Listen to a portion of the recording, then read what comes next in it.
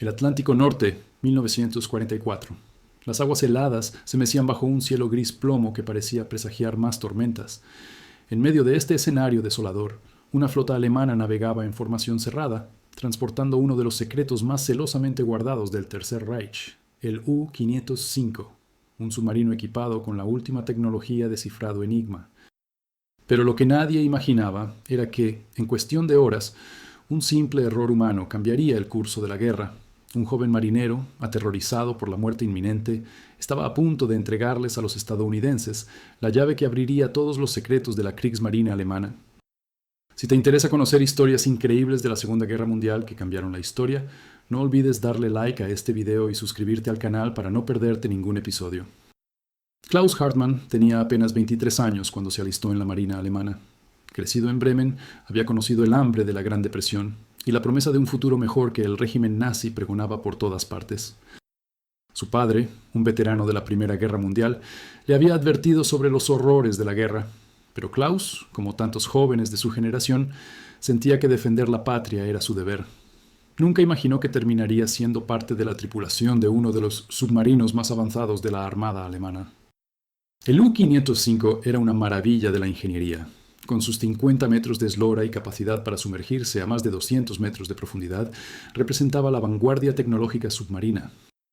Pero su verdadero valor no residía en su estructura de acero, sino en lo que transportaba: las máquinas Enigma y los códigos de cifrado que permitían a los submarinos alemanes coordinar sus ataques contra los convoyes aliados en el Atlántico.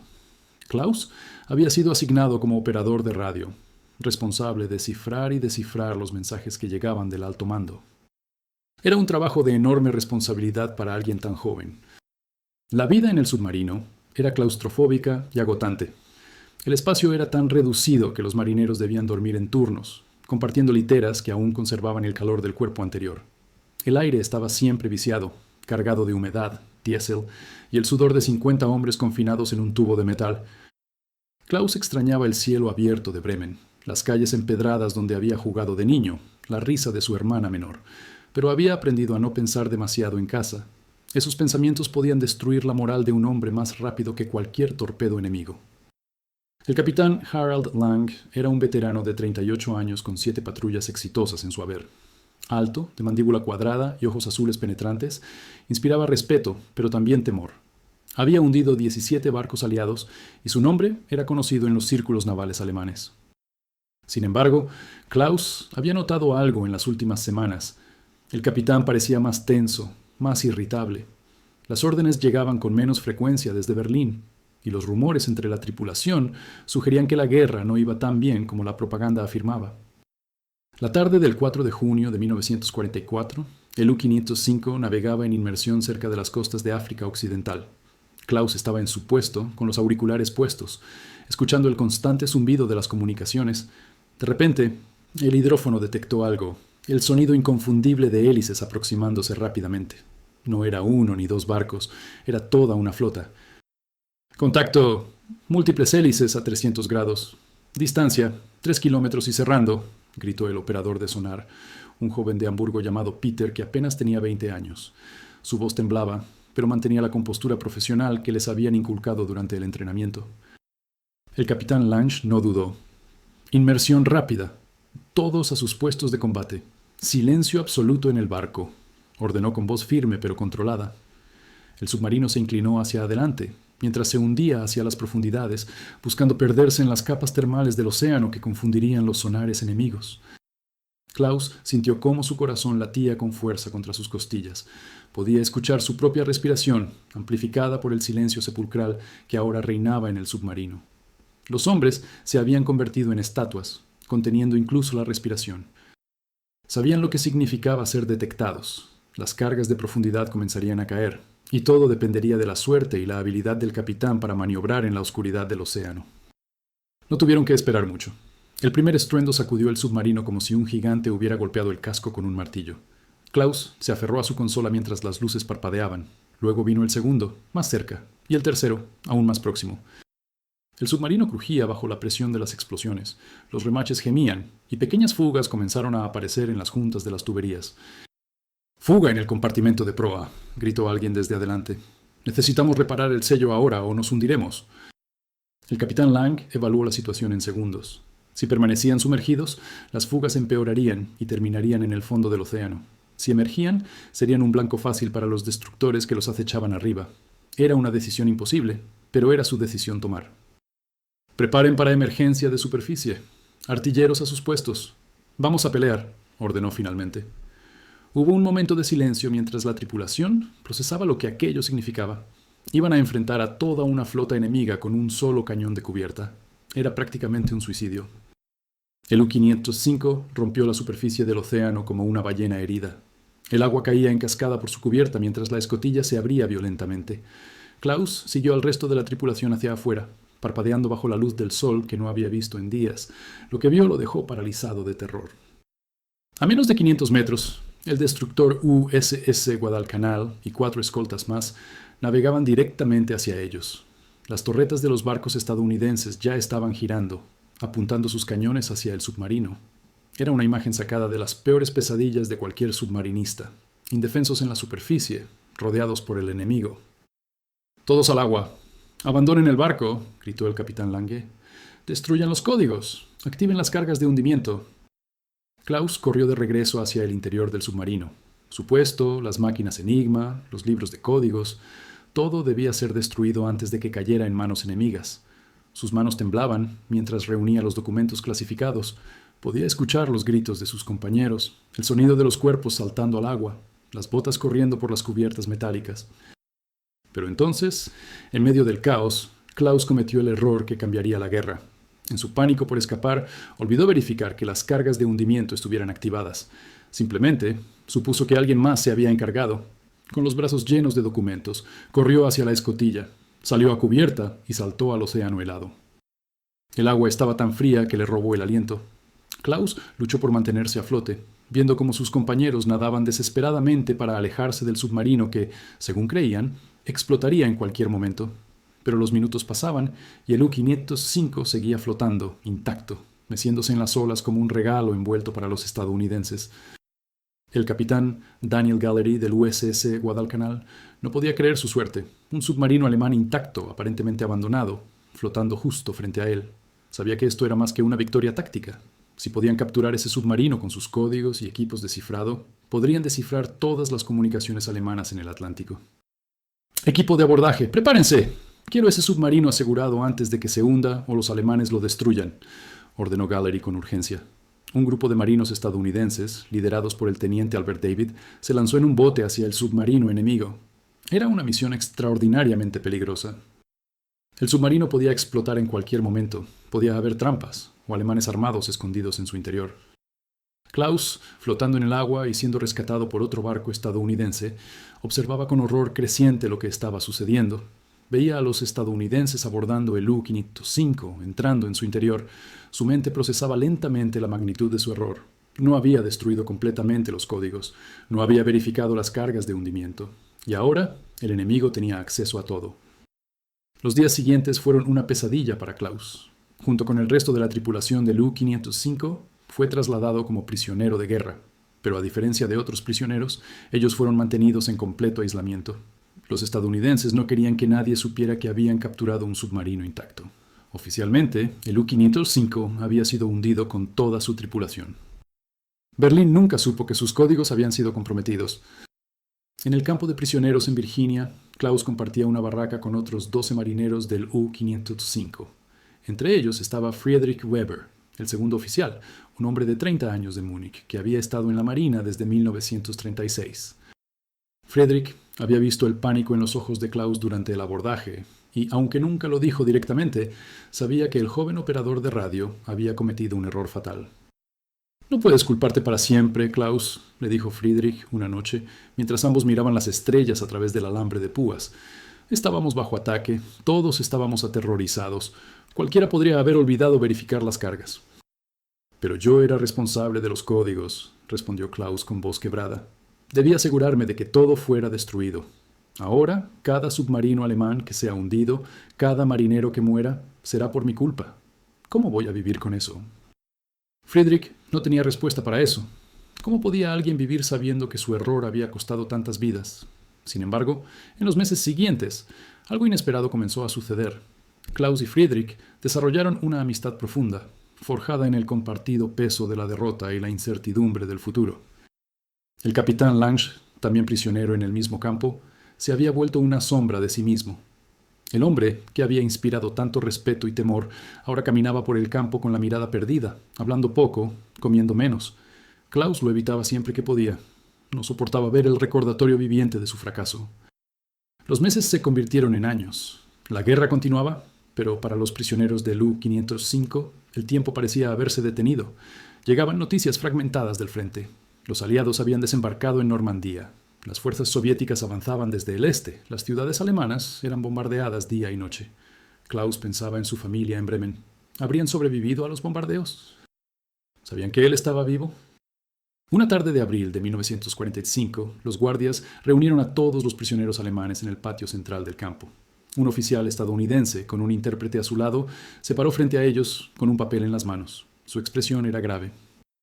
«Tengo un anuncio que hacer», comenzó el oficial mientras el intérprete traducía al alemán. Ayer, 30 de abril de 1945, Adolf Hitler se suicidó en su búnker en Berlín. La guerra en Europa terminará en cuestión de días. Alemania se rendirá incondicionalmente. El silencio que siguió fue absoluto. Algunos hombres comenzaron a llorar silenciosamente. Otros simplemente se dejaron caer al suelo, como si las cuerdas que los mantenían erguidos hubieran sido cortadas. Klaus sintió algo extraño en su pecho, una mezcla de alivio y devastación. La guerra había terminado, pero ¿qué quedaba de su país? ¿Qué quedaba de todo aquello por lo que habían luchado? El 7 de mayo de 1945, Alemania firmó la rendición incondicional. Los prisioneros del U-505 permanecieron en Estados Unidos, mantenidos en secreto durante años. No fue hasta 1954 que el submarino fue públicamente exhibido en el Museo de Ciencia e Industria de Chicago, donde permanece hasta hoy. Solo entonces, Klaus y sus compañeros fueron finalmente liberados del secreto que habían cargado durante una década. Klaus Hartmann regresó a una Alemania que apenas reconocía. Bremen había sido severamente bombardeada. La casa de su infancia era solo escombros. Su padre había muerto en 1943, su hermana se había casado con un soldado británico y vivía en Inglaterra. Su madre, sin embargo, había sobrevivido, viviendo en un pequeño apartamento en lo que ahora era zona de ocupación británica. El reencuentro fue agridulce. Su madre lo abrazó con lágrimas en los ojos, pero Klaus podía ver en su mirada que ella había envejecido décadas en esos años. La guerra había tomado todo de ellos, su hogar, su país, su inocencia. Y Klaus cargaba además con el peso de su error, un secreto que nunca compartió completamente con su madre. Friedrich Weber también regresó a Alemania, a un Múnich dividido y ocupado. Los dos hombres mantuvieron contacto a través de cartas, una conexión vital con el pasado compartido que nadie más podía entender. En sus cartas hablaban poco de la guerra. En cambio, discutían sus intentos de reconstruir sus vidas, de encontrar trabajo en un país destruido, de reconciliarse con lo que habían sido y lo que eran ahora. Klaus encontró trabajo como técnico de radio en una pequeña empresa de telecomunicaciones. Era irónico, pensó, que terminara trabajando con radios después de todo, pero era un trabajo honesto y le permitía mantener a su madre y ahorrar un poco. Conoció a una mujer llamada Greta, enfermera en un hospital local, que había perdido a su marido en el frente oriental. Se entendieron sin necesidad de muchas palabras. Ambos habían conocido la pérdida. Ambos estaban intentando construir algo nuevo sobre las ruinas del pasado. Se casaron en 1956, en una ceremonia pequeña y sencilla. Friedrich vino desde Múnich para ser su testigo. Esa noche, después de la celebración, los dos viejos compañeros caminaron por las calles reconstruidas de Bremen, hablando de todo y de nada. ¿Sabes? A veces me pregunto si hicimos lo correcto, dijo Friedrich de repente. Si tuvimos algo de razón en todo aquello, o fuimos solo engranajes en una máquina de muerte. Klaus encendió un cigarrillo, mirando el humo elevarse en la noche fría. No lo sé, Friedrich. Creo que éramos solo chicos asustados que creímos en las promesas equivocadas, pero no puedo pasar el resto de mi vida odiándome por lo que fui entonces. Tengo que encontrar la manera de vivir con lo que hice. ¿Alguna vez se lo has contado a alguien? ¿Lo de los códigos?, preguntó Friedrich. Klaus negó con la cabeza. No completamente. Greta sabe que estuve en el U-505, pero no los detalles. ¿Para qué serviría? La guerra terminó. Los muertos no van a volver. Solo puedo intentar vivir una vida que honre de alguna manera todas esas vidas perdidas. En los años siguientes, Klaus y Greta construyeron una vida tranquila. Tuvieron 2 hijos, un niño y una niña. Klaus nunca les habló de la guerra en detalle. Solo les dijo que había servido en la marina, que había sido capturado, que había sobrevivido. Sus hijos crecieron en una Alemania que intentaba desesperadamente olvidar su pasado mientras construía su futuro. No fue hasta 1989, cuando el historiador estadounidense David Kahn publicó detalles sobre la captura del U-505 y el impacto de los códigos Enigma capturados, que Klaus finalmente se enfrentó públicamente a su pasado. El libro mencionaba, sin nombrarlo directamente, el error de un operador de radio que había olvidado destruir completamente los materiales clasificados. Klaus tenía 68 años para entonces. Sus hijos eran adultos. Greta había fallecido 2 años antes de cáncer. Friedrich seguía siendo su amigo más cercano, aunque ahora se veían menos frecuentemente. Cuando leyó el libro, Klaus sintió que una herida antigua se abría nuevamente. Esa primavera, viajó a Chicago por primera vez en su vida. Quería ver el U-505, el submarino que había sido su hogar y su perdición. El museo era impresionante y el submarino estaba preservado en un espacio especialmente diseñado, rodeado de información sobre su captura y significado histórico. Klaus se paró frente al submarino durante largo rato. Podía ver el lugar exacto donde había estado su puesto de radio. Podía recordar el olor a diésel y metal. Podía escuchar los gritos de sus compañeros, el sonido de las cargas de profundidad, el chapoteo del agua helada cuando saltó por la borda. Un guía del museo, un joven estadounidense entusiasta, se acercó a él. ¿Sabía que este submarino cambió el curso de la guerra? Los códigos que capturamos aquí permitieron a los aliados hundir docenas de submarinos alemanes más. Salvó miles de vidas estadounidenses y británicas. Klaus asintió lentamente. Sí, lo sabía mejor que nadie. Esa noche, en su habitación de hotel, Klaus escribió una carta larga a sus hijos. En ella, por primera vez, contó la historia completa. El pánico durante el ataque, el error fatal, los años de culpa. Pero también escribió sobre Friedrich, sobre los hombres con quienes sirvió, sobre la difícil tarea de vivir después de la guerra. Les escribió que el error más grande no había sido olvidar activar las cargas, sino creer en algo que causó tanto sufrimiento en primer lugar. Terminó la carta con estas palabras. He cargado con esto durante 45 años. No busco absolución, porque no creo que exista tal cosa para los errores de guerra. Pero quiero que entiendan que la historia no es blanco y negro. Fue real, fue complicado, y las consecuencias de nuestras acciones nos persiguen mucho después de que las armas se silencian. Vivan sabiendo esto, pero no dejen que los paralice. Aprendan de nuestros errores, pero no dejen de vivir sus propias vidas. Klaus Hartmann murió en 1998, a los 77 años, en Bremen. Friedrich Weber asistió a su funeral, ahora un anciano encorvado que caminaba con bastón.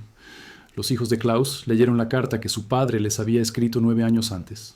Muchos asistentes lloraron. No eran lágrimas solo de tristeza, sino de comprensión, de aceptación de la complejidad de la vida humana.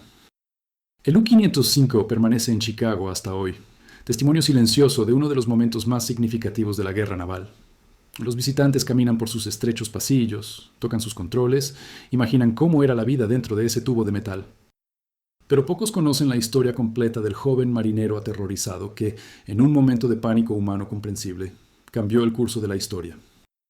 La historia de Klaus Hartmann no es solo sobre un error en la guerra, es sobre cómo vivimos con nuestras decisiones, cómo nos redimimos cuando la redención parece imposible y cómo encontramos significado en medio de la devastación.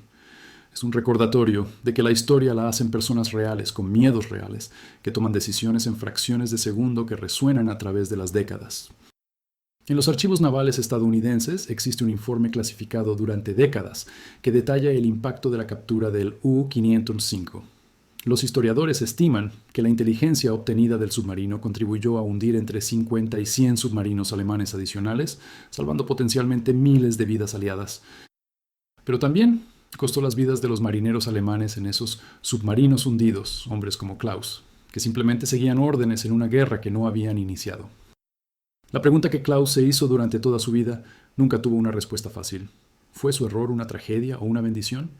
¿Prolongó el sufrimiento de la guerra o ayudó a terminarla más rápido? La verdad es que fue ambas cosas a la vez, porque la guerra siempre es ambas cosas. No hay victorias limpias, no hay errores simples. Solo hay personas tratando de sobrevivir y las consecuencias de sus acciones extendiéndose como ondas en el agua. El legado de Klaus Hartmann no está escrito en monumentos o placas conmemorativas. Está en las conversaciones honestas que tuvo con Friedrich sobre culpa y perdón. Está en la vida tranquila que construyó con Greta.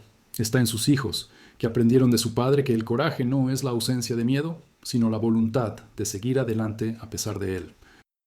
Y está en su decisión final de contar su historia, de no dejar que el secreto muriera con él, de asegurarse de que las futuras generaciones entendieran la verdad compleja y dolorosa sobre lo que significa ser humano en tiempos de guerra.